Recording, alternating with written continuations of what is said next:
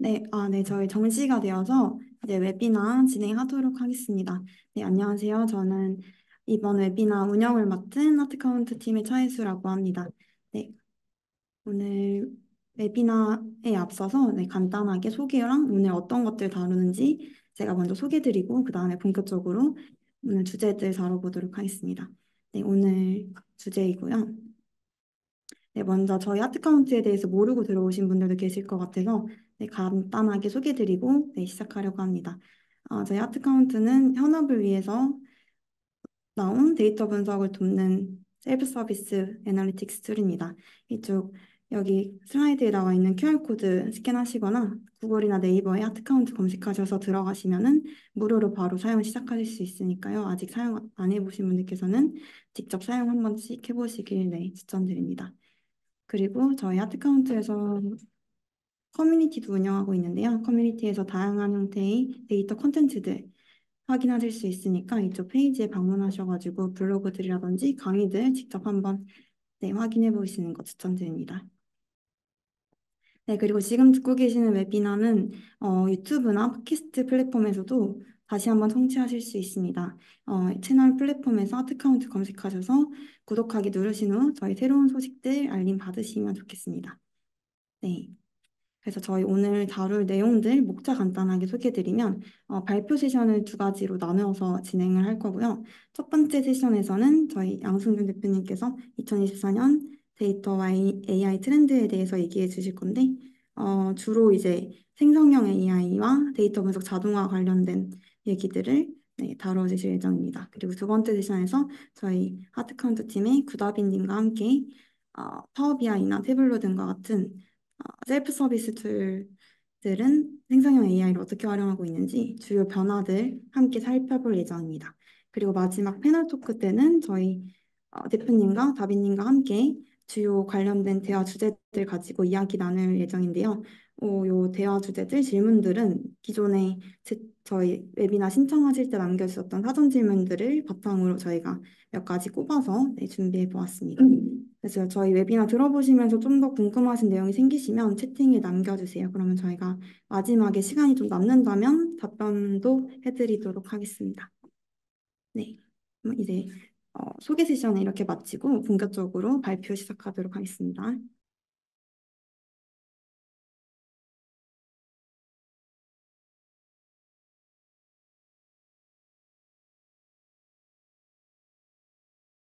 예, 안녕하세요. 저 하드카운트의 양승준입니다. 그, 어, 어, 제가 이야기할 주제는 2024년 데이터 애널리틱 트렌드고, 특히 이제 생성형 AI가 우리가 그냥 취미 또는 공부로서가 아니라 일로서 데이터 분석에 미칠 영향에 대하여라고 정했어요. 제가 이제 데이터 쪽 사업 또는 강의 같은 거 한 지가 벌써 10년 정도 됐는데, 뭐 거창하게 막 그 미래를 예측하는 어떤 주제로 웨비나를 했던 건 처음이라, 살짝 긴장이 되기도 합니다. 예.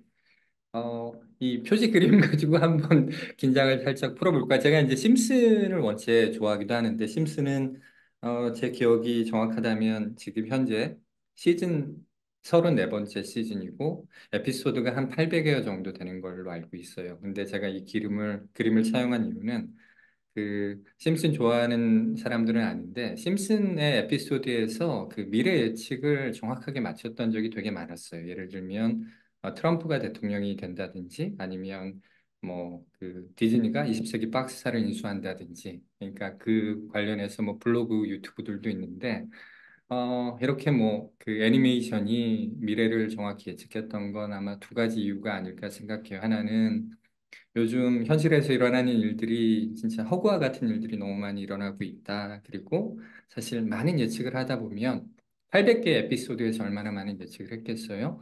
그 중에 뭐 한 3, 40개 맞는 것은 또 이제 운으로도 가능한 일이 아닌가. 그렇게 생각을 합니다. 그, 어, 참고로 이제 작년 파일럿 이후에 저희는 이제 단순히 이게 그 웨비나가 아니라 팟캐스트로 옮길 것이라 가급적 저희가 이제 그 블로그를 미리 써놓고 해당 글을 좀 낭독하면서 애드립 섞어가면서 그 웨비나를 진행하고 있습니다.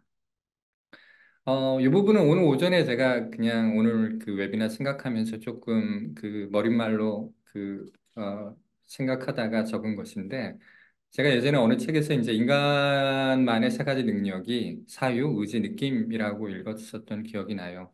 근데, 요즘 들어 이제 사유가 정말 인간만의 전유물은 아니겠구나 하는 생각이 들기 시작해요. 그리고 또 이제 이 의지나 느낌이라는 것이 어떻게 보면 그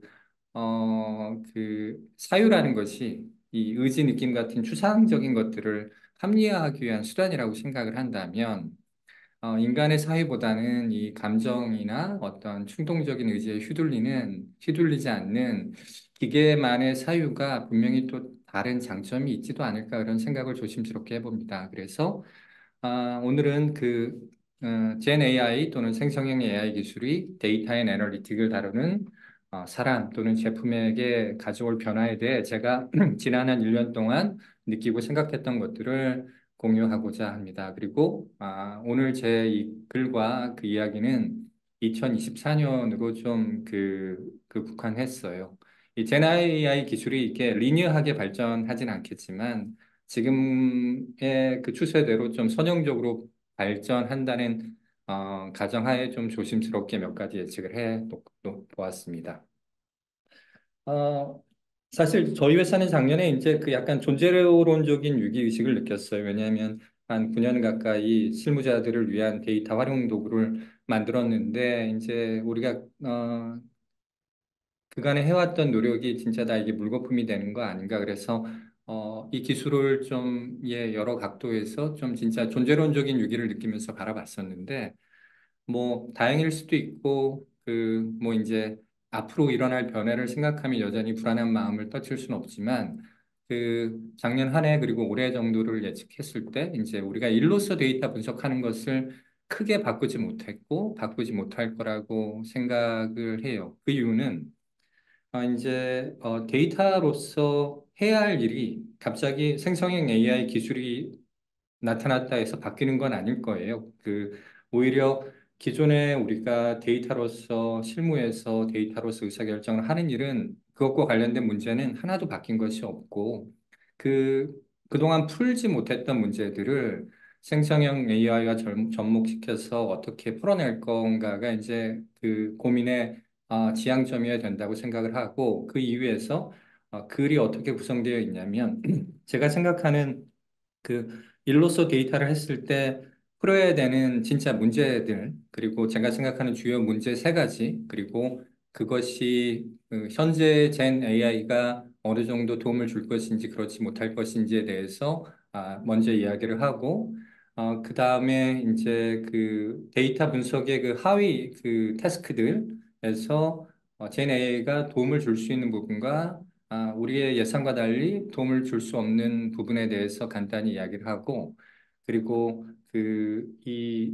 BI 애널리틱이라는 도구의 젠 AI가 가져올 변화에 대해서 아주 간단히 언급을 하겠습니다. 왜냐하면 이 내용은 제 옆에 계신 구다빈 선임이 이어서 좀 더 자세히 이야기할 것이기 때문에 그리고 끝으로 우리가 직업으로서 젠 AI가 가져올 변화에 대해서 어떻게 준비할 것인가에 대한 이야기로 이야기를 마치도록 하겠습니다. 그, 그냥 단순화하면 제 생각에 이제 기업 내 이제 의사결정에 데이터를 활용할 때 하는 일은 두 가지예요. 그리고 이제 제가 그것을 베이스라인 모델과 베이스라인 시프트라고 했는데 그냥 우리 회사가 그냥 올해 막 사업을 시작한 게 아니라 어느 정도 한 도메인에서 어느 정도 안정적으로 사업을 했다고 하면 데이터를 처음 본다고 했을 때 먼저 해야 되는 일이 뭐냐면 데이터가 없던 시절에도 내가 갖고 있던 어떤 멘탈 모델이 있었을 텐데 이 멘탈 모델이라는 것은 우리 사업의 주요한 숫자, 지표고 그 지표에 영향을 주는 그 고객의 특성이라든지 아니면 잘 팔리는 제품 또는 이제 어떤 그 시간적인 특성들 그러니까 내 마음속에 있는 내 사업을 구성하고 있는 여러 변수들의 어떤 멘탈 모델이 있었을 텐데 얘랑 데이터에서 확인할 수 있는 어떤 내 사업의 구조, 어떤 인과적 고리를 비교해서 일단 그 사업에 대한 그 베이스라인 모델을 좀 견고하고 정확히 하는 일이 일단 선행돼야 돼요. 그러면 이제 우리가 사업에 대한 현 시점에 대해서 어느 정도 이해가 생겼다고 보면 사업은 이제 끊임없이 변하니까 그 주요 지표들을 모니터하면서 변화를 감지하게 되겠죠. 근데 뭐 지표라는 것은 그냥 운 때문에도 지속적으로 출렁일 수밖에 없고, 그러니까 우리 지표가 변한 것이 운에 의한 영향인지 아니면 어떤 본질을 반영한 시그널에 대한 영향인지를 잘 구분해서 우리 사업을 둘러싼 어떤 실제 내 사업에 영향을 주는 어떤 구조라든지 인과적인 고리가 바뀐다든지 새로운 고리가 생겼다면 그걸 가지고 이 베이스라인이 쉬프트 됐다고 판단하고 내 멘탈 모델, 내 사업에 대한 기본적인 모델을 계속 업데이트해 가면서 아, 그때그때 최적의 의사결정을 내리는 것이 어, 데이터를 활용해서 기업에서 해야 되는 어떤 큰 줄거리라고 생각하고 그래서 이때 중요한 것이 이제 제가 다시 강조하지만 이게 지식 생산이라고 생각을 하는 거예요. 물론 데이터가 만능은 아닐 거예요. 예를 들면 우리 회사의 어떤 그 전환율을 위해서 A/B 테스트를 했는데 그 기존의 어떤 그 노란색 대신 개나리 색깔로 화사하게 버튼을 바꿨더니 전환율이 올라갔다는 것은 실험을 통해 알 수 있지만 우리가 행동하지 않은 수많은 가능성에 대해서 데이터는 사실은 알려주지 못해요. 예를 들면 오히려 이것은 인투이션의 영역이고 저는 지금 그 이 인투이션의 영향까지 어떤 기계가 도움을 줄 수 있는지에 대해서 제가 정립된 의견은 없습니다. 그래서 뭐 이 그 무빙 지프가 얘기하는 것처럼 그러니까 그 우리가 했던 행동에 대해서 어느 정도 그 지도를 줄 수는 있지만 사실은 우리가 가보지 않은 길에 대한 어떤 그 지도를 데이터가 그려주지는 못한다는 부분 그리고 그 부분은 데이터를 통해서 영감을 받고 우리의 직관의 영역이라고 일단은 생각을 하고요. 그래서 다시 이제 정리를 하면 실무자가 일로서 데이터를 활용한다고 했을 때 중요한 단 하나의 문제는 의사결정권자가 좋은 의사결정을 내릴 수 있도록 우리 사업의 구조, 질서, 어떤 인과적 관계에 대한 어떤 지식과 영감 생산에 이바지해야 되는 것 같아요. 그래서 정말 이제 좀 투명하게 보이네. 이렇게 한번 시도해 보면 되겠네. 이런 순간들을 만들어내는 것이라고 생각합니다. 그런데 이 데이터가 이렇게 돈이 되는 영감과 지식의 원천이 되지 못하는 이유를 한번 생각을 해보면 그것이 이제 세 가지로 밑에 정리되어 있는데 그것이 LLM이 잘하는 그 어떤 언어 이해나 코드 생산 능력이 부족해서 이런 그 문제가 있었던 건 아닌 것 같아요. 그러니까 우리 회사에 데이터 셋이 없어서 또는 아주 정확한 SQL을 만들 수 있는 사람이 부족해서 그 지식 생산이 못된 어떤 그 직접적이고 본질적인 이유냐 저는 그렇게 생각하진 않거든요. 그래서 어, 다시 한번 그 데이터가 그래서 돈이 되는 영감과 지식이 원천이 되지 못하는 이유 세 가지와 제가 요거에 대한 실마리를 간단하게 언급하면 이렇습니다. 먼저 아까 가볍게 얘기했지만 데이터에 물어야 되는 질문과 그렇지 않은 질문을 구분하는 일이 너무 어렵습니다. 그래서 예를 들면 이제 기본적인 우리 회사를 둘러싼 어떤 그 실제의 변화는 없지만 이 운의 영향으로 이제 지표는 계속 꼼지락거릴 텐데 그 매번 그 운의 영향으로 꼼지락거린 지표에 대해서 왜 올랐어, 왜 내려갔어에 대해서 그 원인을 찾고 없는 이유도 이렇게 만들어내고 그런 약간 그 지지부진하고 들이멸렬하는 과정이 좀 해소되려면 이 변화는 지표의 이런 변화는 시그널에 의한 것이라 더 진득히 들여다봐야 돼요. 아니면 이것은 운에 의한 그냥 우연한 출렁이기 때문에 그냥 무시해도 돼요. 이런 것들을 좀 알려주는 것이 일단 기계가 필요하고 이 앞단에서 질문을 필터링하지 않고서는 지금 이런 약간 데이터로 답할 수 없는 질문, 그리고 그것을 어떻게든지 답해야 되는 그 어떤 이 악순환의 고리가 깨지지 않을 거라고 생각을 해요.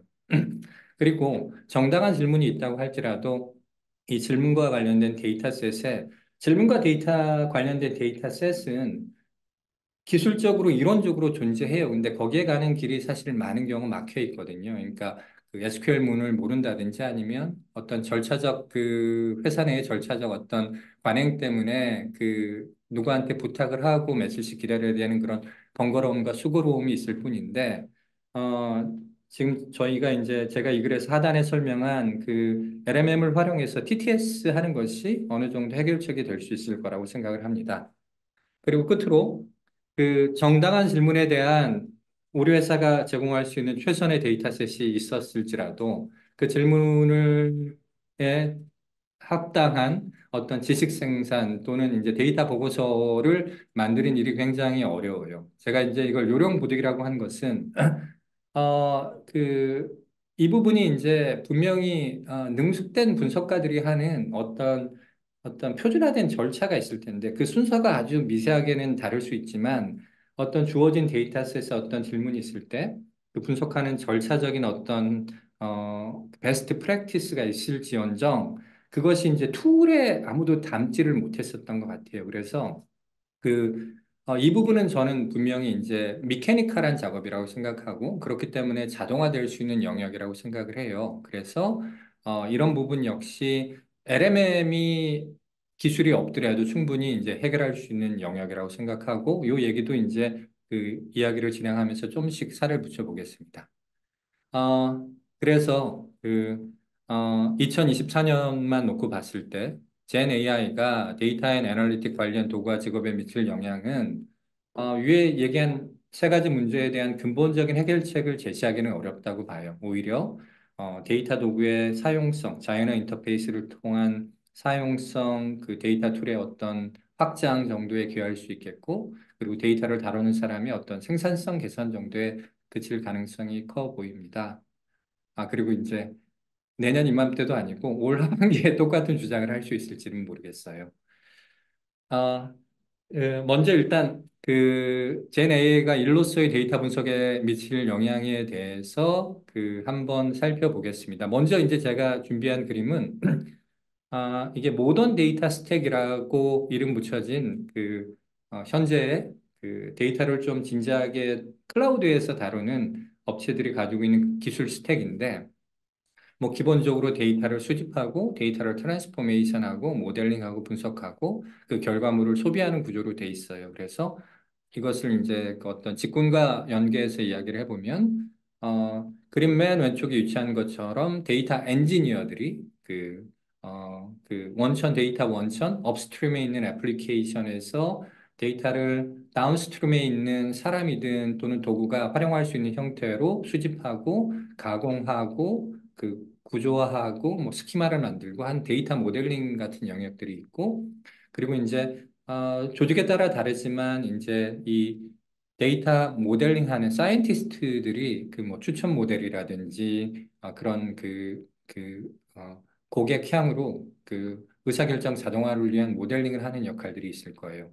그리고 우리가 이제 데이터 애널리스트라고 불리는 사람들이 엔지니어가 만들어 놓은 분석하기 좋은 데이터셋을 가지고 그 의사결정권자들의 그때그때 질문에 대해서 분석적 작업을 통해서 보고서를 만들기도 하고 또는 BI 대시보드 같은 걸 만들어서 실무자들이 이제 소비할 수 있도록 하는 그런 구조가 이제 통상적인 현대의 어떤 데이터 팀, 데이터를 활용하는 기업의 일단 구조라고 생각을 합니다. 근데 여기서 이제 제 질문은 기본적으로 이 어, 개발 직군에 이제 데이터 직군도 포함된다고 봤을 때 데이터로 코딩하는 것이 아니라 그냥 순수하게 개발자들은 지금 마이크로소프트의 깃허브의 코파일럿을 통해서 정말 높은 생산성을 얻고 있다고 저는 들었거든요. 실무자들을 통해서. 근데 우리 똑같은 코드를 다루는 SQL, R, 파이썬을 다루는 그런 데이터 직군에 있는 사람들은 그만큼 이 새로운 기술의 혜택을 받고 있지 못한 것 같아요. 그래서 그 이유를 저는 그 데이터를 다루는 코딩은 일반 코딩과 다른 큰 차이점이 있는데 일단 하나는 컨텍스트와 코드가 굉장히 밀접하게 연관돼 있다는 거예요. 그러니까 개발 의도와 어떤 목적이 주어졌을 때 관련된 코드는 사실은 맥락에 굉장히 디펜던트하지 않는데 데이터와 관련된 코드는 기저에 깔린 데이터의 어떤 스키마, 컨텍스트, 시멘틱을 모르고서는 사실은 내가 원하는 코드가 생성될 수가 없어요.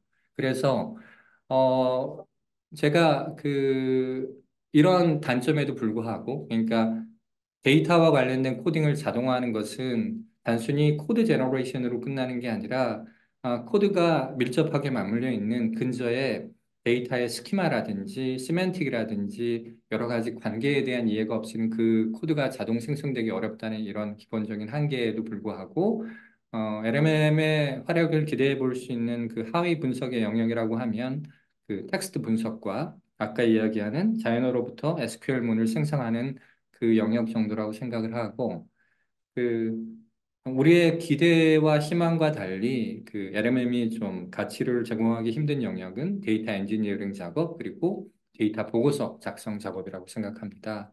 그래서 각각에 대해서 살펴볼게요.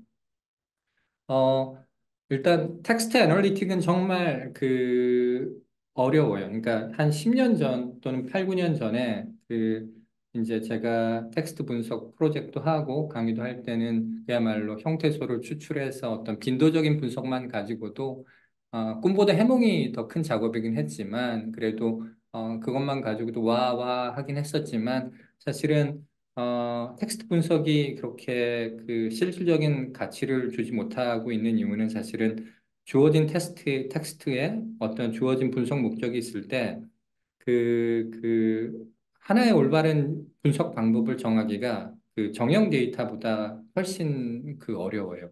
어떤 얘기냐면 우리가 어떤 그 정형 데이터를 분석한다고 했을 때 우리가 주요 지표, 매출의 매출의 평균들에 대해서는 우리가 누구나 합의된 방식으로 그것을 약속하고 계산할 수 있지만 고객의 피드백 텍스트의 평균이라고 하는 것은 사실은 이게 어떤 지금 수학적으로 합의된 방식으로 그 계산할 수가 없었던 것이거든요.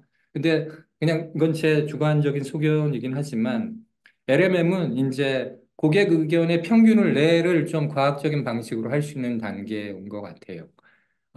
아직도 좀 프롬프팅을 굉장히 잘해야 된다는 어떤 그런 제약은 있지만 이런 것이죠.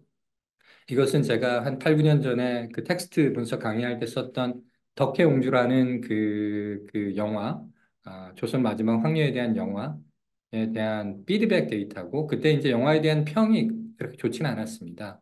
그때 이제, 그냥 제가 뾰족하게 그냥 질문을 해봤어요. 역사적 사실을 미화하거나 왜곡하는 것에 대해 부정적으로 평가한 문장 5개만 뽑아주세요 했는데,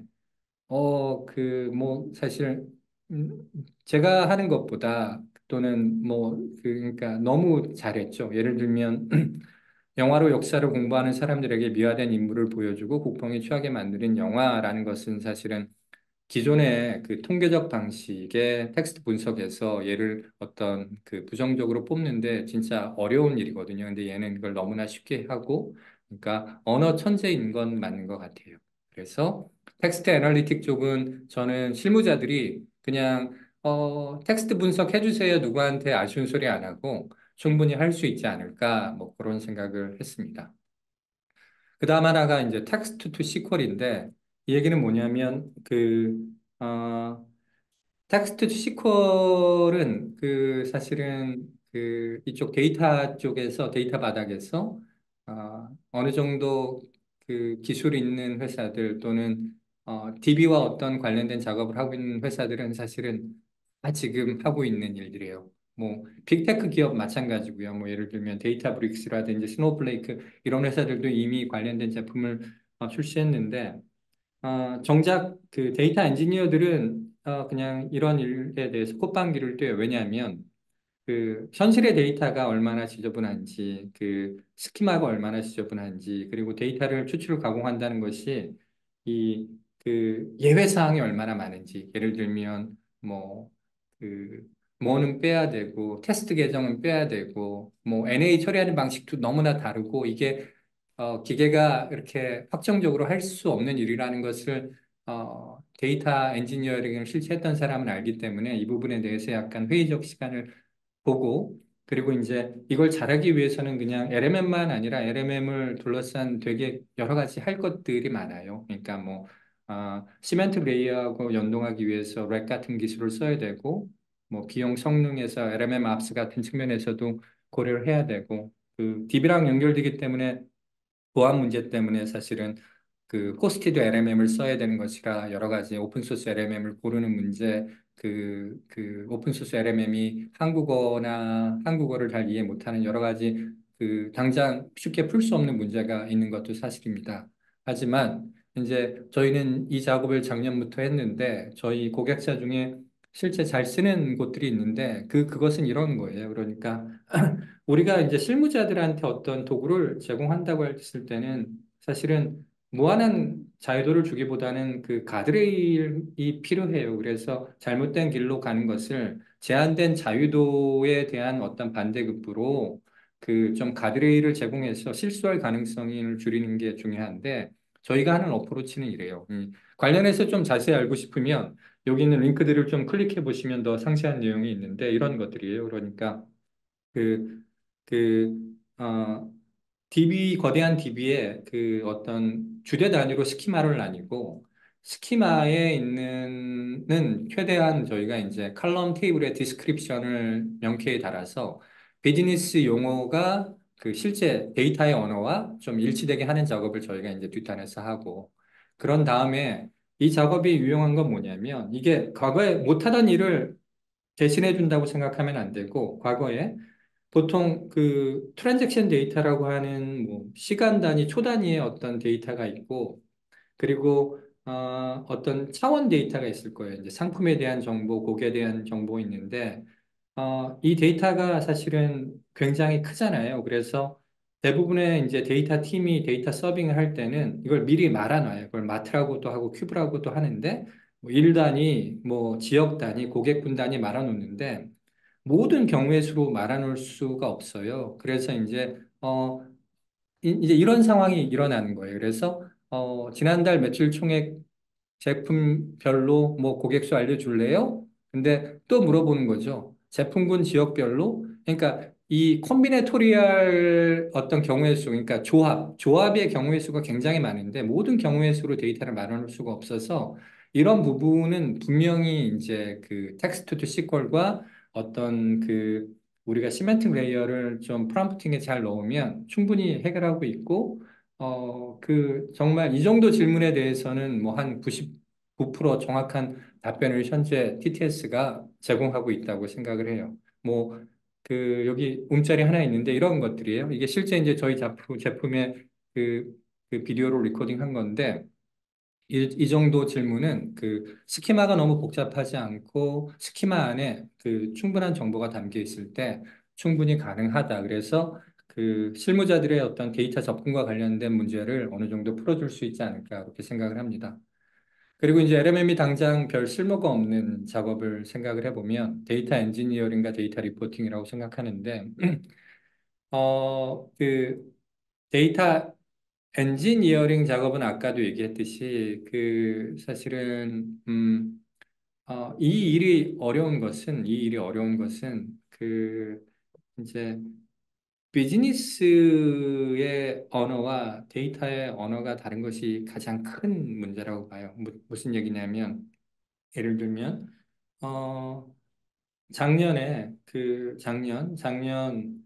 베트남 지역에 그 우리 그 고객 전환율을 알려줘 그렇게 했었을 때 이제 작년이라는 용어도 이제 한국에서는 그 회계 연도가 1월에서 12년이지만 12월이지만 일본 같은 경우는 또 회계 연도가 그 피스컬 이어가 다 다르잖아요. 그리고 전환율을 또 어떻게 전환하는지 그게 이제 그 웹사이트 홈페이지 가입을 의미하는지 아니면 유료 전환을 얘기하는지 그러니까 비즈니스에서의 어떤 그 시멘틱과 이 데이터 쪽의 시멘틱을 일치하는 것들이 굉장히 어려워서 그리고 이제 수많은 예외 사항 때문에 그런 데이터 요청 같은 것들이 그 데이터 엔지니어, 그 데이터를 둘러싼 수집, 그 뉘앙스를 알고 있는 엔지니어가 사실은 그런 요구 사항을 듣고 이렇게 말아줘야 되는 경우가 굉장히 많고 이거는 젠 AI 기술이 아니라 사실은 이거를 풀려는 기술적 노력들이 많이 있었어요. 이제 대표적인 것이 이제 시멘틱 레이어에 이제 투자하는 것이었는데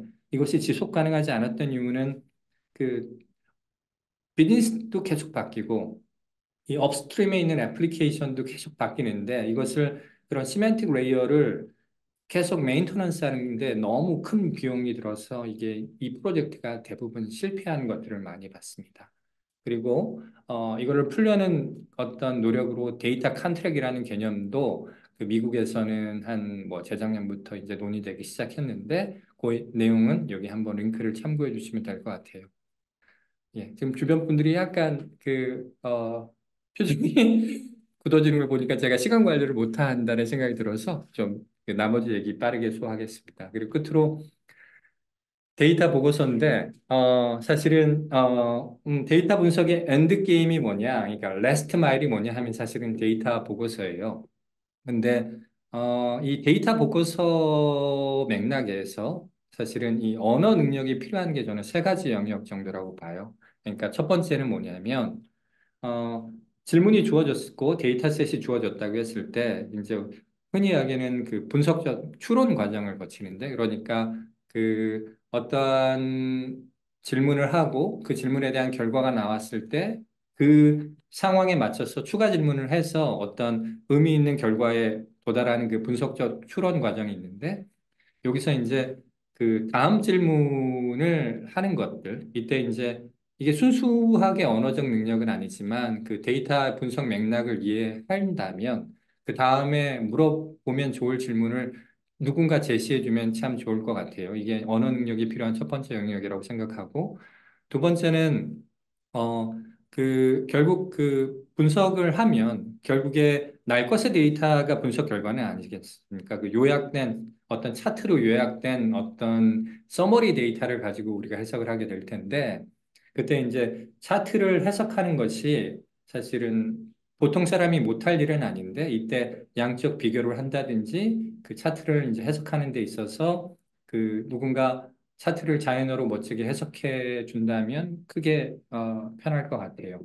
그리고 이제 끝으로 보고서라는 것은 이제 분석적 작업을 어떤 탐험적 분석이든 아니면 어떤 가설 검증에 의한 분석이든 많은 것들을 봤을 텐데 걔들을 이제 종합해서 하나의 결론을 도출해야 되는데 이때도 좀 언어적 능력이 필요할 것 같아요. 그래서 이 세 가지 우리가 이제 데이터 보고서를 작성하는 데 있어서 언어 능력이 필요한 이 세 가지 영역에 국한해서 LLM의 실무를 판단하자면 일단은 그 다음 질문을 제시하는 것은 챗 GPT만 놓고 본다면 이제 아주 교과서적으로 올바른 다음 질문을 제시는 하는데 사실은 그냥 너무나 뻔한 말이거나 내가 갖고 있는 데이터로 그 질문할 수 없는 그런 질문들을 너무 많이 뱉어요. 그래서 이런 것들이 좀 피로감과 조금 그 툴에 대한 신뢰도를 좀 잃게 하는 것이 아닌가.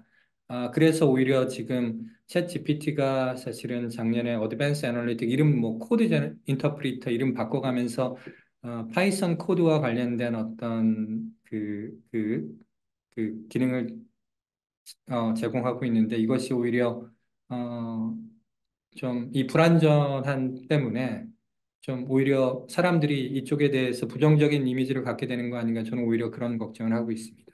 그리고 두 번째는 현재 아직은 그 이미지로서의 차트 해석은 아주 잘하지는 못해요. 이것도 이제 결국 시간이 풀어줄 문제지만 하지만 어떤 데이터 분석 결과가 엑셀의 그 피벗 테이블처럼 서머리 테이블로 있는 경우에는 여기서 어떤 인사이트라기보다는 해석 정도는 굉장히 잘하고 있고 그리고 끝으로는 이제 그 개별 팩슈얼 내러티브 그러니까 정량적 사실들을 가지고 하나의 결론을 도출해야 되는 그 신테사이즈 작업이 필요한데 종합 작업이 필요한데 이거 역시 챗 GPT가 할 수는 있겠지만 결국엔 얘는 그 문장을 가지고 문장을 만드는 것이라 이 부분은 여전히 저는 어, 그 그 어떤 정보 비대칭 측면에서 그러니까 챗GPT가 모르는 걸, LLM이 모르는 걸 더 많이 알고 있는 그 사람이 하는 것이 맞지 않나 싶어요. 왜냐하면 LLM과 정보 비대칭을 해소하려면 진짜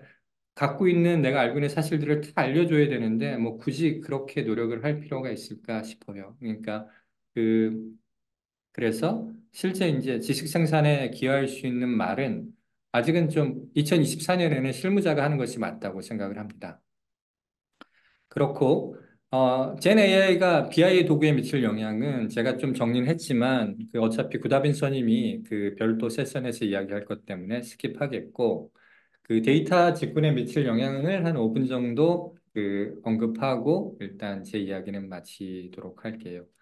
어, 사실 데이터 직군과 관련된 용어의 변천사는 참 빠르고 그 여러 가지 뭐 재밌는 부분이 많습니다. 뭐 사실은 어, 2012년에 그 21세기 가장 섹시한 직업으로 그 데이터 사이언티스트가 그 언급되면서 막 기업들이 부랴부랴 기존의 데이터 애널리스트를 데이터 사이언티스트로 리브랜딩 하기도 했고 그래서 진짜 데이터 사이언티스트 역할을 하는 사람들은 그 어떤 식으로든지 또 이제 호명해야 되니까 뭐 리서치 사이언티스트 그렇게 호명하기도 했고 2019년에는 이제 국내에는 이 용어가 아직은 생소한데 애널리틱스 엔지니어라는 그 용어가 그 미국의 이제 DBT라는 회사를 중심으로 이제 확산되기 시작했어요. 이 사람들은 본인을 퍼플 피플이라고 부르는데 그 얘기는 그냥 제 기억이 정확하다면 그 데이터를 하는 사람들을 블루라고 하고 비즈니스를 하는 사람을 레드라고 했을 때 우리는 그 중간 역할에서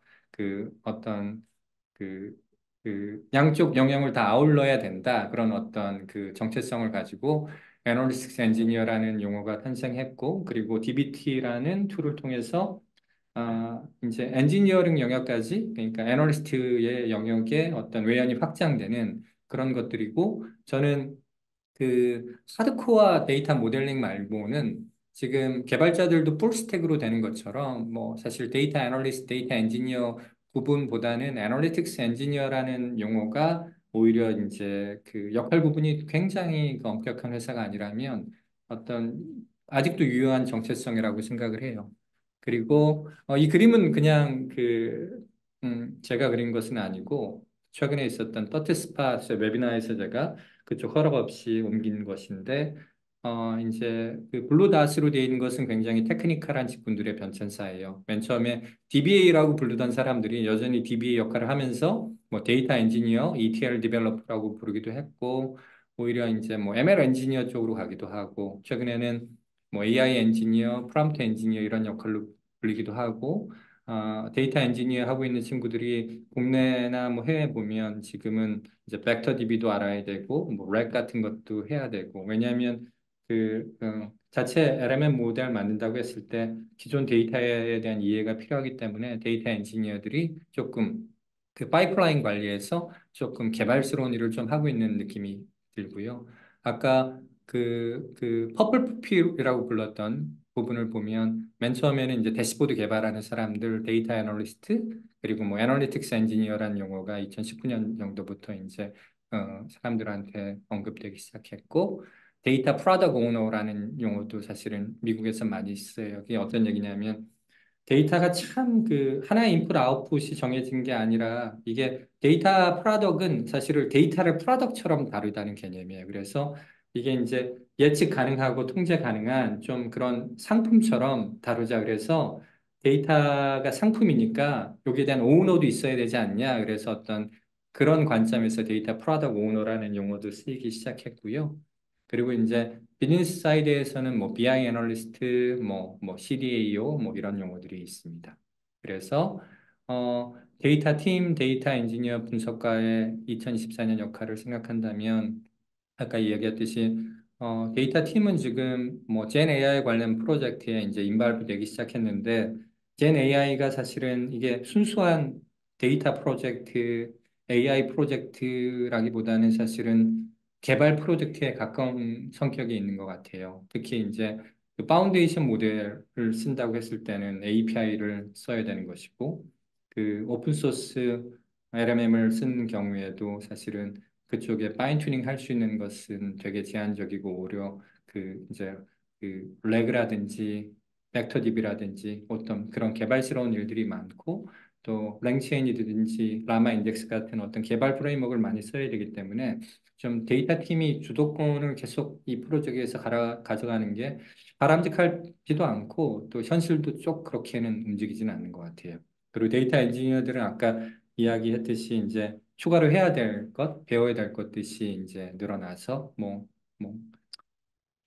기쁘게 생각하시면 될 것 같고, 데이터 분석가는 아까 이제 제가 결국에 정보 비대칭 얘기를 좀 했는데, 그러니까 LMM이 우리 회사 또는 내가 알고 있는 모든 것을 알려주는 게 얼마나 수고스럽습니까? 그리고 그것은 굉장히 상황적 판단도 필요한 것이고, 그래서 개별 사실들을 종합해서 그 의사결정권자들한테 주어진 현상과 문제에 대한 어떤 더 정교한 이해를 도와줄 수 있고 영감과 지식 생산에 기여할 수 있는 그런 역할은 계속 어, 유효할 거라고 생각을 합니다.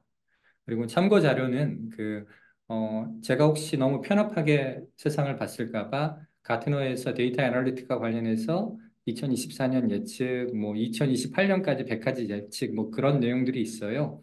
두 번째 자료는 너무 좀 단편적이고 근거가 없고, 첫 번째 자료는 웨비나 자료의 PDF인데, 뭐 몇 가지 그냥 블릿 포인트들만 보셔도 도움이 될 것 같습니다. 네. 저는 생각보다 한 5분 정도 이야기를 더 했는데 이 정도로 마치고 부다빈 선임이 이어서 셀프 서브 애널리틱 맥락에서 생성형 AI가 가져오고 있는 변화를 실제 이제 그, 툴 랜드스케이프를 좀 이렇게 고찰하면서 이야기를 해주시겠습니다.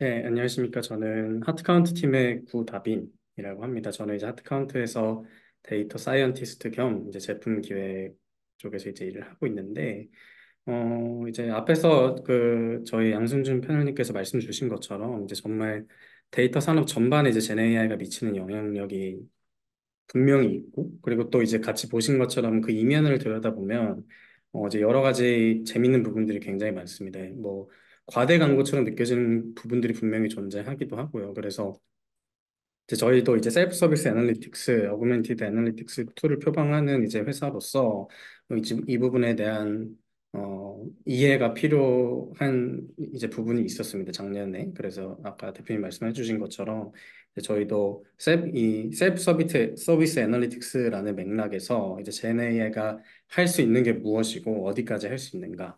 이제 그리고 이제 다른 이제 기업들은 어떻게 이 젠 AI를 활용을 하고 있는가 이 부분입니다. 그래서 셀프 서비스 애널리틱스는 뭐 다들 많이들 아시겠지만 뭐 간단히 짚어보자면 이제 사실은 조금은 어떻게 보면 철진한 개념일 수도 있겠지만 현업 사용자가 IT 부서의 이제 전문가의 도움 없이 직접 데이터를 활용해서 차트를 그리고 인사이트를 도출한다. 라는 이제 개념을 가지고는 있으나 이제 사실 실제로의 현실은 그렇지 않은 경우가 훨씬 많습니다. 이제 실제로는 구축을 한다든지 이제 실제로 유지 보수를 하는 과정에서 전문가의 도움이 굉장히 많이 필요한데 그래서 이제 국내에서도 많은 기업들이 이제 기존에 이제 도입되었던 BI를 대체하고 데이터 컬처를 조성하고 데이터 민주화를 하겠다는 이제 명목하에 셀프 서비스 애널리틱스를 여전히 많이들 이제 도입하시고 있는 추세입니다. 그래서 이제 뭐 전반적인 시장 이 부분은 이제 저희 핵심 주제랑은 조금 어긋나 있는 부분이 있어서 간단하게 살펴보면 이제 가장 많이 아시는 제품은 결국에는 국내에서도 그렇고 해외에서도 그렇고 파워비아이와 태블로일 겁니다. 그래서 2021년에 발표한 자료이긴 하지만 이제 두 제품이 차지하는 시장에서의 지분이 한 56% 정도가 된다고 합니다. 또 이제 가트너에서 이제 작년 5월 23일에 이제 발표한 자료인데 가트너에서 항상 이제 내놓는 이 매직 쿼드란트라는 이제 장표가 있는데요. 아마 이쪽을 이제 잘 알고 계시는 분들한테는 익숙한 제품들이 몇몇 보이실 겁니다. 뭐 사스라든지 뭐 클릭이라든지 뭐 마이크로 스트래티지 뭐 이런 제품들이 있는데 사실 국내에서는 아직까지도 엑셀 중심의 보고 문화가 강세고 제일 많이 알려진 게 말씀드린 것처럼 파워비아이나 태블로일 거고요. 그래서 몇몇 기업들이 이제 필요에 따라서 기존에 있던 걸 이제 갈아엎는 일환으로 AWS, 오라클 혹은 뭐 IBM 등에 딸려오는 제품들을 전사적으로도 이제 도입을 하십니다. 반면에 이제 여기 몇몇 제품들을 보시면 LLM이 등장하기 전에 이미 아까 잠깐 말씀 주셨던 어그멘티드 애널리틱스라는 이제 개념으로 자연어 기반의 분석을 이제 시도했던 기업들이 몇몇 있습니다. 이제 대표적인 기업에는 또트스팟 같은 이제 제품들이 있습니다. 그래서 이제 작년에 사실은 LLM이 출현하면서 이쪽에 이제 가장 핵심적으로 일어났던 변화가 뭐냐면, 이제 빅테크 기업, 이제 특히나 오픈AI의 GPT 3.5의 출현과 함께 데이터 분석 쪽에서도 사실 우후죽순으로 여러 가지 뉴스들과 콘텐츠들이 쏟아져 나갔었죠.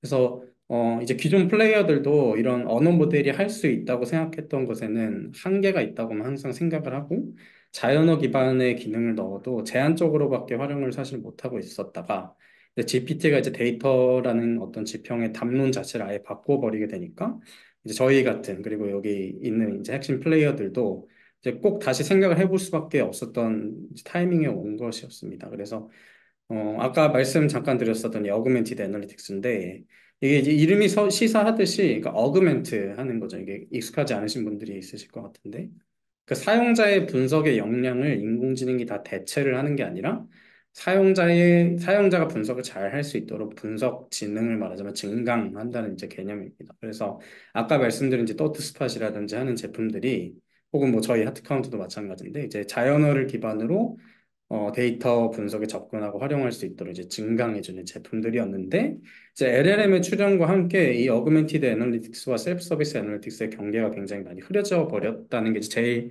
작년에 일어났던 중요한 변화였다고 볼 수 있습니다. 그래서 사실 기능 면면을 이제 잠깐 보시겠지만 아직 갈 길이 사실 멀기는 합니다.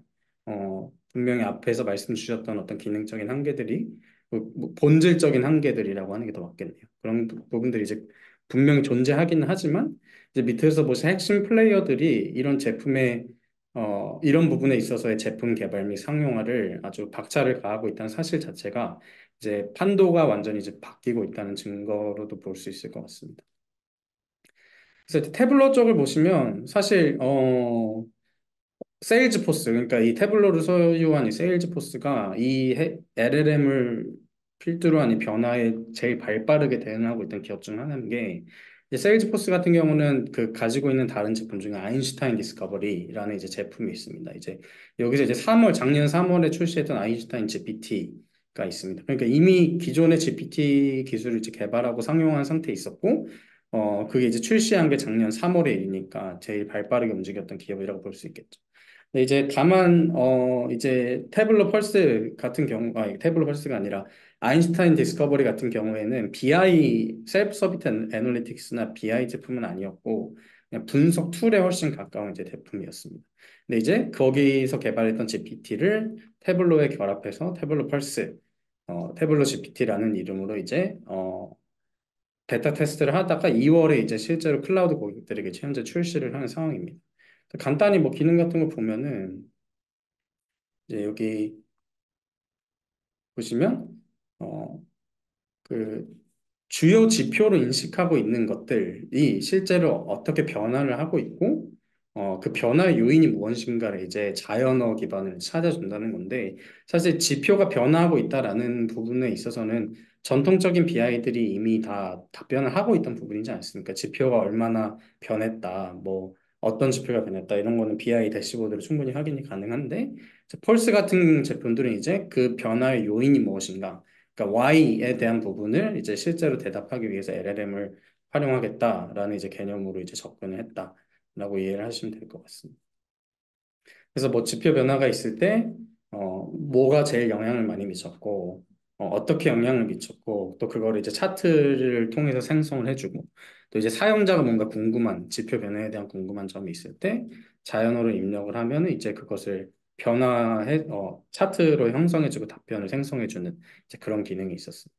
근데 이제 다만 이 부분이 기존의 태블로에 있던 모든 기능이 활용할 수 있는 건 아닙니다. 그래서 지표 변화, 그러니까 사실 기업 환경에서 뭐 좋다 나쁘다라고 말할 수 있는 게 아닌 게 많은 기업의 이제 데이터 소비 환경에서 제일 중요한 건 이제 지표 변화를 추적하는 일이지 않습니까? 그래서 그 부분에 이제 펄슨이 집중을 하고 있는 것이고 이제 다만 이제 이거는 실제 태블로를 헤비하게 쓰시는 분한테 이제 실제로 들은 이야기인데 세일즈포스가 인수하고 나서부터 기존에 이제 이 가지고 있던 태블로의 기능들이 좀 버려져 있는 듯한 느낌을 받는다고는 하시더라고요. 그래서 작년에 이제 뉴스가 또 있었던 게 세일즈포스에서 인수하면서 이제 기존의 태블로의 인력들을 상당히 내보냈다라는 뉴스도 있었습니다.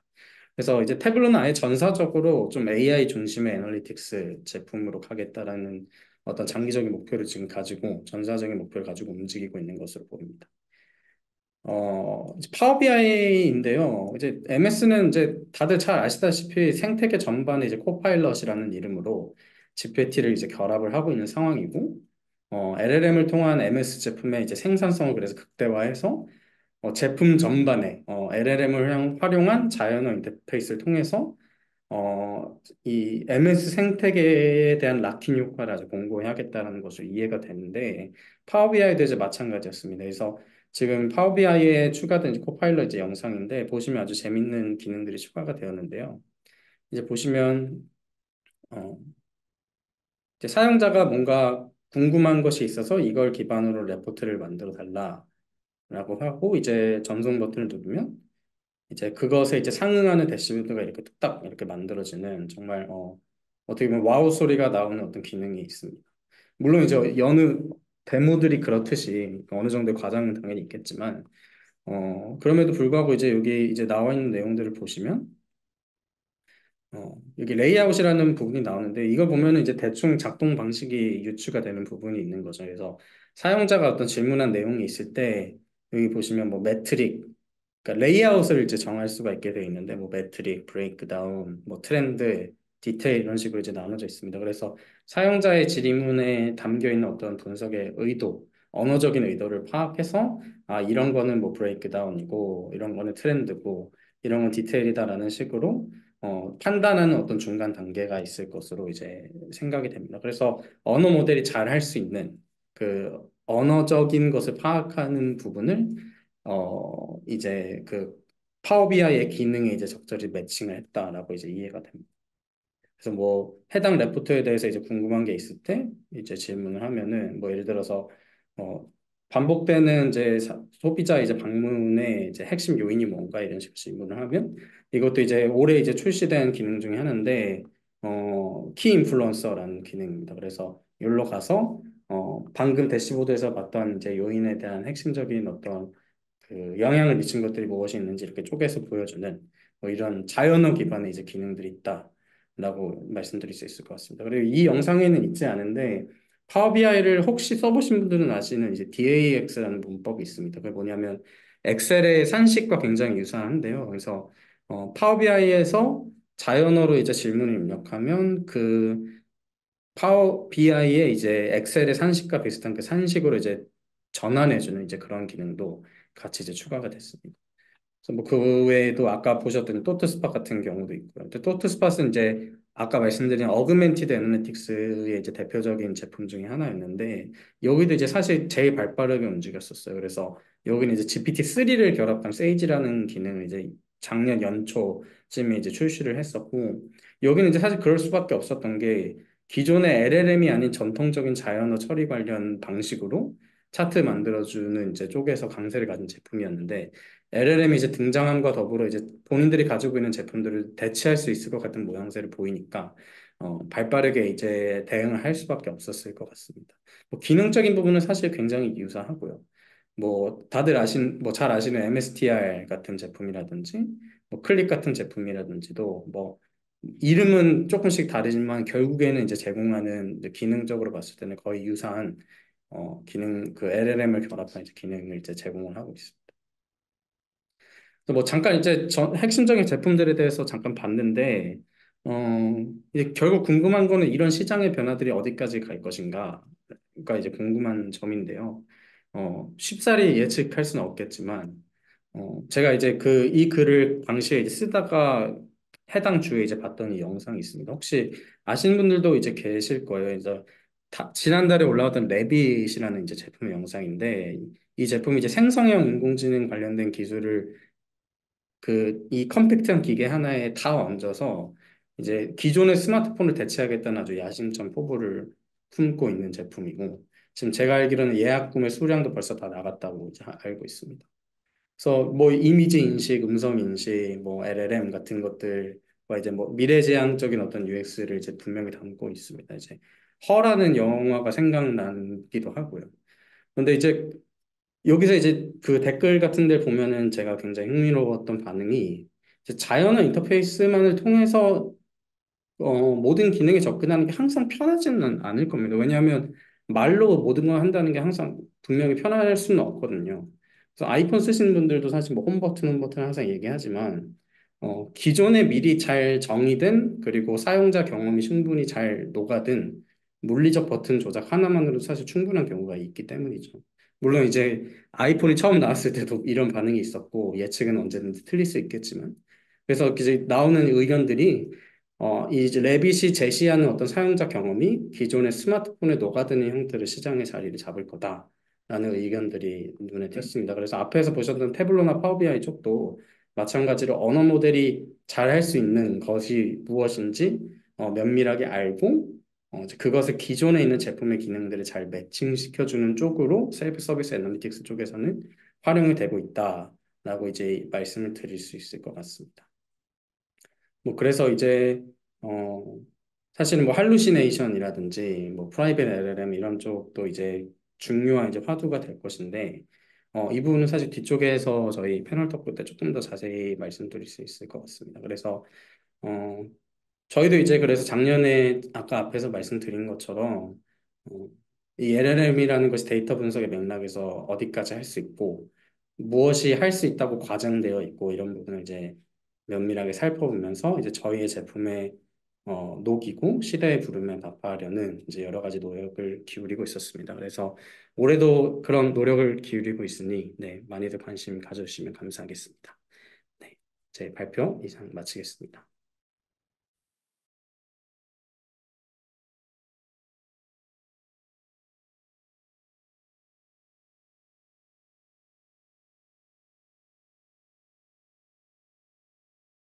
네, 발표 잘 들었습니다. 이제 패널 토크를 시작해 보려고 하는데요. 남겨주신 사전 질문들 바탕으로 몇 개 주제를 꼽아봤는데, 네, 제가 한 개씩 좀, 네, 질문 드리면은, 자신 있는 분께서 먼저, 네, 답변해 주시면 될 것 같습니다. 네, 먼저 첫 번째 주제로는 네, 아까 방금 말씀해 주신 환각현상이라고도 하는 할루시네이션에 대해서 이야기해 보려고 하는데요. 할루시네이션을 좀 발견하지 못하고 실무자들이 보고나 업무에 활용하는 경우도 종종 있을 것 같은데요. 이런 오류를 미리 좀 잘 발견하고 좀 대응할 수 있는 방안에는 무엇이 있을지, 네, 제가 좀 말씀해 주실 수 있을까요? 네, 제가 네. 답변 드려보겠습니다. 그래서 사실 이게 어떻게 보면 LLM의 근본적인 문제라고도 볼 수 있는데요. 이제 뭐 챗GPT 같은 거 쓰셔보신 분들은 잘 아시겠지만, 정확하지 않은 답변임에도 불구하고 굉장히 이제 확신에 가득 찬 어조로 말하는 경우가 있습니다. 이게 사실은 뭐 확률 모델로서 또 이제 이 GPT의 이제 근간에 있는 기술이 이제 인간 피드백형 강화학습이라는 RLHF라는 이제 기술인데 이제 그런 이제 모델로서 이제 근본적인 한계가 분명히 있습니다. 그래서 이게 쓰시다 보면 그 부정적인 이제 경험이 한 번씩은 꼭 이제 부딪히시게 되시는 것 같아요. 그래서 데이터 분석 쪽은 사실 정확성과 신뢰성이 단순히 유창한 말을 하는 것보다 훨씬 중요한데 이제 그런 부분에서 분명히 근본적인 한계가 있는 건 사실이다 이렇게는 말씀을 드릴 수 있을 것 같아요. 그래서 작년 여름에도 한번 해프닝이 있었던 게 MS에서 이제 패브릭이라고 이제 명명된 이 데이터 플랫폼을 현란한 데모를 하면서 이제 선보였던 그 적이 있습니다. 그러면서 이제 AI로 숨어있던 인사이트를 발견하세요. 뭐 이런 식으로 이제 구호를 외쳤는데 이제 사람들이 큰 관심을 가졌던 부분이 이제 자연어로 데이터 질문을 하면 이렇게 그 답변을 생성해주는 그 데모를 하는데 실시간 데모를 하는데 전혀 예상하지 못한 엉뚱한 대답이 나왔던 이제 그런 해프닝이 있기도 했습니다. 근데 이게 단순한 해프닝으로 이제 넘길 수가 없는 거죠. 이제 언어 모델 자체의 어떤 근본적인 한계 때문에 발생했다라고도 볼 수는 있는 겁니다. 그래서 지난주에도 이제 사건이 챗GPT 쪽에서 하나 있었는데 그 어떤 유명한 외국의 어떤 건설사의 대표가 이제 트윗을 올린 거예요. 그래서 챗GPT 쓰는데 무의미한 영어가 갑자기 남발을 하고 있다. 뭐 이런 이제 트윗이 올라와서 굉장히 화제가 됐었습니다. 그래서 아마 인터넷 찾아보시면 나오실 거예요. 그래서 그 사람들이 이제 추측하기로는 그 GPT 모델의 이제 가중치가 이제 업데이트되는 과정에서 망가진 것 같다라고 이제 추측을 하시더라고요.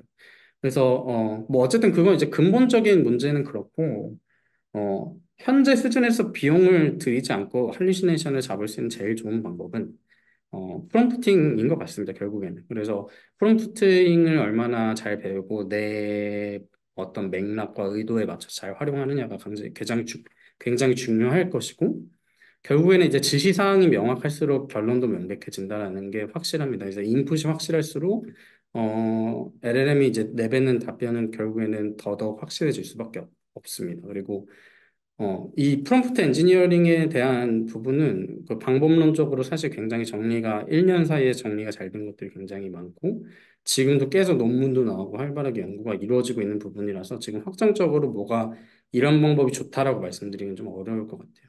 뭐 작년에 이제 또 그럼에도 불구하고 저희가 내부적으로 재밌게 봤던 이제 기술이 이제 삼파술 이런 것들이 있었습니다. 그래서 소크라테스의 삼파술이 결국에는 상대방에게 질문을 던져서 다시 상대방이 생각해 보게 만들고 좋은 결론을 이끌어 주도록 하는 이제 어떤 기술이지 않습니까? 그래서 이걸 이제 LLM에 적용해서 뭐 이런 식으로 이제 프롬프팅을 하는 거죠. 이제 너가 이제 가상의 이제 두 명의 인물을 상정해서 서로 이제 싸워봐 뭐 이런 식으로 이제 프롬프팅이 되는 거죠. 그래서 LLM이 이걸 이제 프롬프트로서 이제 적용을 해서 본인이 생각을 해보고 발화를 하면 본인이 스스로 반박을 해보고 이런 식으로 말하자면 이제 정반합의 과정을 통해서 좋은 결론을 도출해내겠다라는 뭐 이런 식의 어프로치입니다. 항상 맞는 건 아니고 이제 결국에는 다양한 이제 시중에 공개되어 있는 프롬프트 방식을 이제 잘 활용을 해보시고 이제 제일 중요한 건 할루시네이션의 발생하는 이제 그러니까 발생한다기보다는 할루시네이션에 속아 넘어가는 가장 큰 이유는 챗 GPT류의 모델들이 너무 자신감 있게 얘기를 한다는 거거든요. 네. 그래서 이게 분명히 맞다라고 이제 답변을 하는데 결국에는 이제 다시 답변을 살펴봤을 때는 틀린 경우가 분명히 존재를 한다는 거죠. 그래서 이게 무조건 믿지 말라. 너무 원론적인 얘기긴 하지만, 네.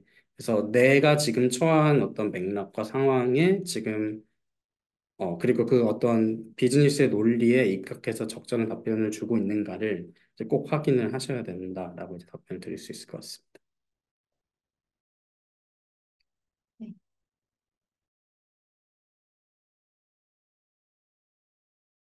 저희가 지금 4시가 조금 넘어가고 있기는 합니다만 네, 30분 정도 조금만 더 진행을 해보도록 하겠습니다. 네, 그리고 두 번째 주제로는 이제 지금 네, 10분이면 되지 않을까요? 최대 30분 정도 네, 조금 넘을 수 있을 것 10분에서 같다. 정리합시다. 네, 네. 네, 우선 저희 생성형 AI 시장을 지금 보면은 뭐 구글이나 오픈 AI 같은 빅테크 기업들이 에 대한 좀 의존성이 상당히 높은 상황인데요. 이러한 양상이 좀 앞으로도 지속될 것으로 보시는지 두 분의 생각은 어떠한지 좀 궁금합니다. 다, 다님만 네. 답변해 주시겠다.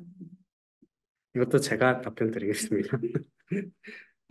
이게 사실은 앞에 이야기에서 이어진 내용이 좀 있는데, 그러니까 특히 이제 국내 기업에서는 보안 때문에 외부 API를 쓰는 것에 굉장히 보수적이세요. 그래서 셀프 서비스 애널리틱스 기업들 입장에서든 그런 제품을 사용해야 되는 소비자 기업들 입장에서든 이제 오픈 AI 같은 빅테크 기업에 대한 의존도가 극대화되는 현상을 가급적 피하고 싶을 겁니다. 그래서 아까 앞에서 말씀드렸던 이상한 답변이 튀어나오고 이런 경우에도 뭐 관리가 안 되지 않습니까?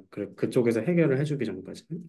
그래서 뭐 이런 부분은 사실 GPT-5가 나오고 이러면 어느 정도는 해결이 되겠지만 결국에는 이제 보안적인 문제 때문에 이제 실제로도 그런 경우를 많이 저도 보긴 했는데 그래서 어, 데이터가 외부로 유출될 수 있는 원천적인 가능성을 최대한 차단하려고 하는 경향성 때문에 어, 네. 그리고 이제 사실은 오픈 AI가 LLM 판에서 지금 권력을 말하자면 이제 거대 담론을 쥐고 있잖아요. 그래서 통용되는 단어만 봐도 LLM이나 뭐 젠 AI라는 말을 쓰기보다는 챗GPT가 말하자면 이제 대명사가 되어 있는 상황이거든요. 근데 이제 또 이게 언제 어떻게 판이 뒤바뀔지 뭐 이런 것들을 아무도 모르기 때문에 이제 결국에는 이제 저희가 생각하기로는 그리고 이제 전반적인 상황을 봤을 때 외부에서 벌어지는 치열한 경쟁판과 상관없이 우리 기업 안에서 통제가 가능한 프라이빗 LLM 쪽을 보유하는 쪽으로 이제 가게 될 가능성이 크다라고 이제 생각이 됩니다. 그래서 허깅페이스 같은데 혹시 아시는지 모르겠는데 거기 이제 오픈소스 모델들끼리 경쟁하는 곳이에요, 말하자면. 그래서 들어가 보시면 오픈 소스로 풀려 있는 모델들이 대부분 이제 상용으로 사용이 가능하고, GPT-4나 뭐 제미니 같은 모델들에 비해서, 충분히 이제 뭐, 정말 작은 모델들은 개인 랩탑에서도 사용할 수 있을 정도로 파라미터 수가 훨씬 적습니다. 그래서 이런 것들 이제 스몰 LLM이라고 이제 부르기도 합니다. 그래서 뭐 거기 들어가 보시면 뭐 메타에서 공개한 뭐 라마 2라든지 미스트리알이라든지 이런 모델들이 이제 경쟁을 하고 한국에서도 이제 업스테이지라는 기업에서 솔라라는 이제 모델을 출시를 해서 글로벌 리더보드에서 1위를 차지하는 기염을 토하기도 했습니다. 그래서 가벼운 모델들을 결국에는 각 기업 혹은 이제 제품의 니즈에 맞게 어떻게 활용하느냐가 이제 결국에는 문제가 될 텐데 모델을 생으로 쓸 수 있는 경우는 사실 거의 없습니다. 그래서 어, 내가 지금 우리 기업 혹은 우리 제품에 쓰고자 하는 목적과 사용처에 맞게 이제 파인 튜닝을 한다든지 뭐 아니면 아까 대표님께서 몇 번 말씀 주신 RAG, 레그. 그래서 이건 뭐냐면 이제 LLM이 답변을 생성할 때 외부 소스로부터 답변을 얻을 만한 내용을 참고하는 이제 기능이에요. 그래서 빙챗 같은 거 혹시 써보신 분들은 아실 텐데 검색을 하면 검색한 내용을 먼저 이제 찾고 그거에 이제 기반해서 답변을 생성한다라든지 이제 이런 부분이 아키텍처적으로 이제 문제를 풀어가는 이제 그런 이제 그림들이 앞으로 이제 나오지 않을까 생각이 듭니다.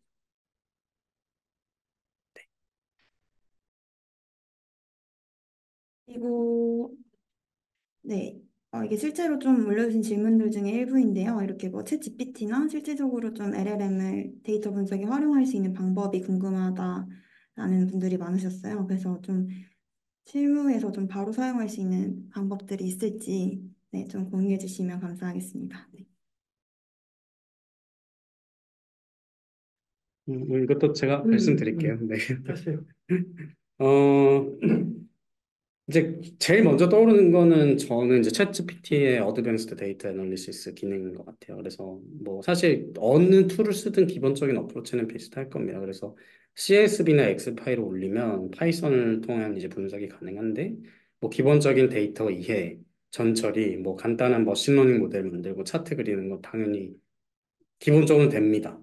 근데 이제 아까도 대표님께서 잠깐 말씀 주신 것처럼 기본적으로는 언어 모델이기 때문에 이제 이 데이터가 생성된 어떤 비즈니스의 맥락, 이제 분석 쪽에서 어려운 용어로는 데이터 제너레이팅 프로세스라고 이제 얘기를 하는데, 이런 나의 비즈니스 맥락, 데이터가 생성된 어떤 맥락, 이런 것들을 알아야 좋은 질문을 던지고 이제 답변을 얻을 수 있지 않습니까? 그리고 결과를 해석할 때도 어긋나지 않는 해석을 할 수 있게 됩니다.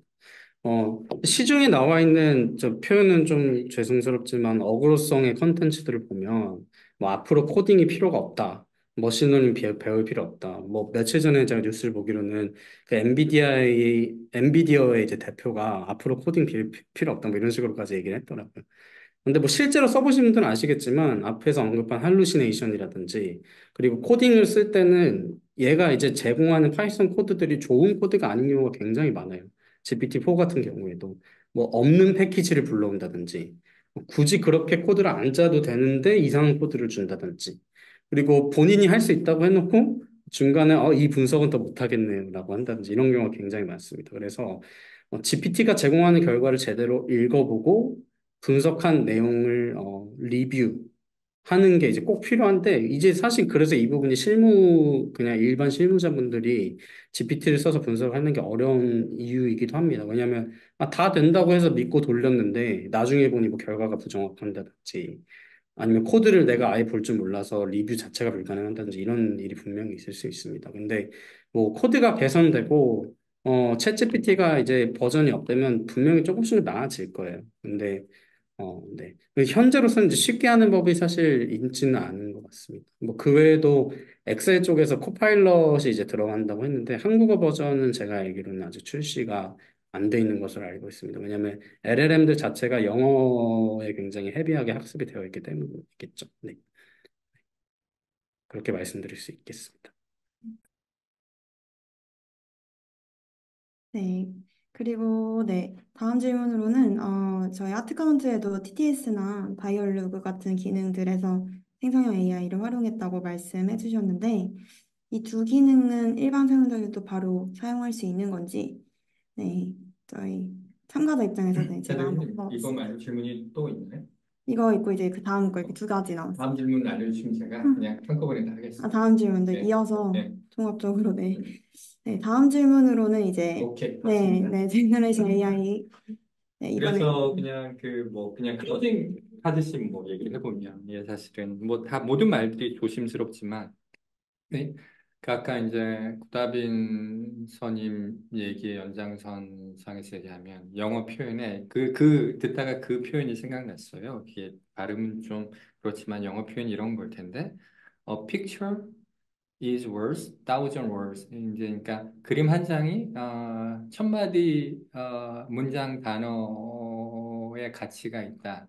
근데 또 역으로 생각을 하면 진짜 우리 의도를 제대로 반영한 그림 한 장을 어떤 그 멀티모달이든 어떤 언어 모델이든 아니면 생성형 AI로 그려내려면 1,000개의 단어를 제공해야 된다는 얘기거든요. 그 실제 이제 뭐 달리나 그런 거 미드저니 써보신 분은 알겠지만 사실 한 번에 원하는 게 나오지 않잖아요. 그리고 분석 맥락에서도 저는 그렇게 봐요. 그러니까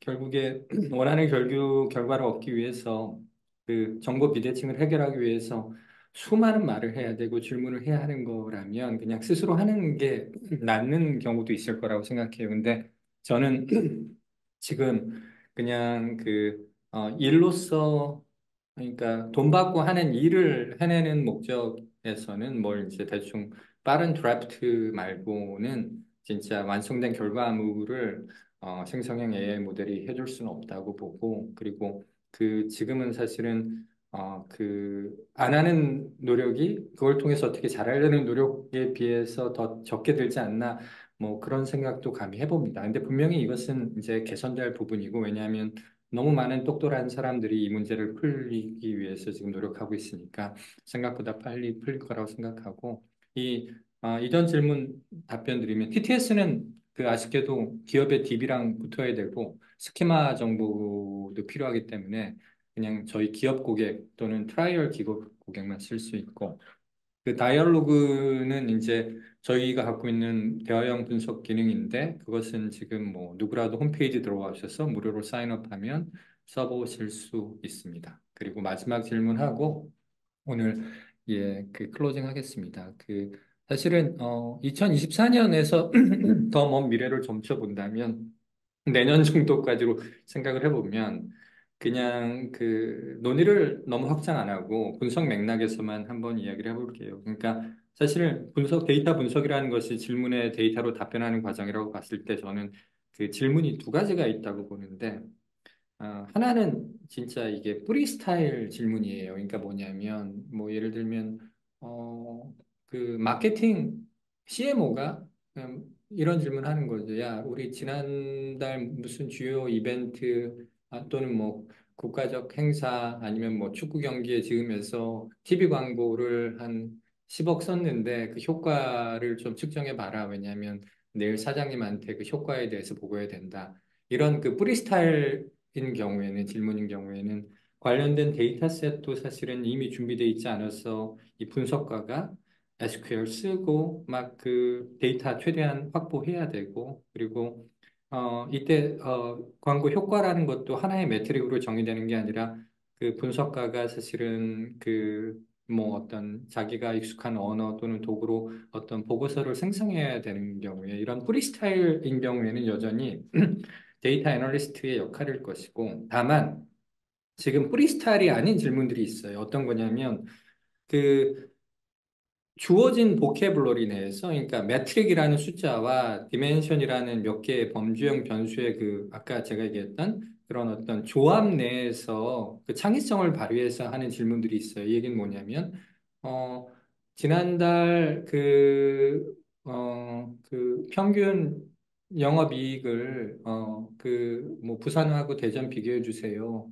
그걸 또 이제 평균 영업이익을 뭐 제품별로 좀 쪼개 주세요. 이렇게 어떤 문장이 사람의 언어 스타일 때문에 문장의 베리언스는 있을 수 있지만 그게 결국에는 데이터 질문으로 봤을 때는 굉장히 유연한 어떤 집합 속에 들어오는 질문들이 있는데 이 영역은 분명히 저는 자동화될 것이라고 보고 이 영역은 그래서 이제 비개발자도 뭐 분석을 한다 그런 것들이 아니라 툴이 너무나 쉬워졌기 때문에 그냥 현업의 영역일 것 같아요. 그러니까 지표도 이미 미리 정해져 있고 지표를 쪼개볼 수 있고 필터링할 수 있는 조건들이 이미 잘 갖추어져 있다면 그것은 이미 사실은 기존의 툴의 영역인데 그 툴의 이제 사용법과 어떤 해석의 어려움은 지금 자이너 인터페이스 또는 그 차트에서 어떤 자이너를 생성하는 다른 기술 등을 통해서 데이터를 실무자가 활용하는 경험이 확 좋아지는 기점이 올 것이고 그러니까 그 기점에 이제 그런 어떤 그 주어진 단어로 문장 만들기 그런 수준의 질문은 실무자의 영역과 도구의 영역으로 내려올 것이고 분석가는 진짜 프리스타일의 그런 애드혹 질문들에 대해서 좀 그 보고를 하는 분석을 하는 그런 역할로 양분되지 않을까 이렇게 생각이 듭니다. 예. 뭐 다 긍정적인 저는 변화라고 봐요. 예, 그렇습니다. 예, 감사합니다. 그 차이수 대리님 뭐 이렇게 끝으로 하실 말씀 없으시면 정리할까요, 제가? 네, 별건 아니고 이제 오늘 VOD는 유튜브에 업로드될 예정이고요. 관련해서 안내 메일은 이번 주 안에 발송 드릴 예정이니까 그때 좀 안내 메일 확인해 주시면 좋을 것 같고 이 웨비나에 관련해서 저희가 블로그 남겨주시면은 어, 100% 쿠폰도 등장하고 있으니까 저희 웨비나 어떠셨는지 후기 남겨주시면 감사하겠습니다. 앞으로도 많은 주제로 준비하고 있으니 많은 관심 부탁드리겠습니다. 오늘 바쁘신데 참여해 주신 모든 분들 감사합니다.